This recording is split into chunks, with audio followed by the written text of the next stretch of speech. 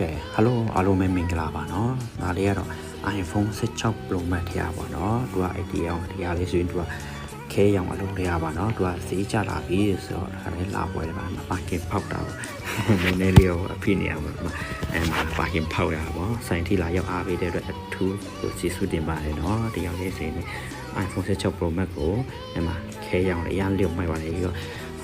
ယောက်ျားလေးတုံးအတွက်ပေါ့เนาะတရားလေးဆိုရင်တုံးဒီလေးအတွက်ဆိုပြီးဝယ်ပြီးတော့ပါเนาะဒီကောင်လေးစင်းနေပေါ့6 Pro နဲ့6 GB တရားပေါ့เนาะဒီကောင်အရင်လေးကိုလာပါတယ်เนาะ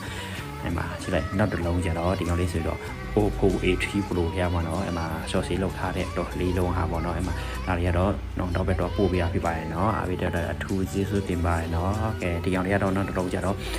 ဟိုမနေ့ကရချင်းရထားတဲ့1300တာကိုလက်ဆောင်ပေးပါလိမ့်ကပါညာအကုန်လုံး PC နဲ့တော့မြန်မာဆိုရပါညာအကုန်လုံး PC ထည့်ပေးတယ်ပေါ့เนาะအဲ့မှာဆိုင်တီလာရောက်အားပေးတော့ပဲဖြစ်ပါတယ်เนาะဒီကောင်လေးဆိုရင်အားပေးတော့အထူးကျေးဇူးတင်ပါတယ်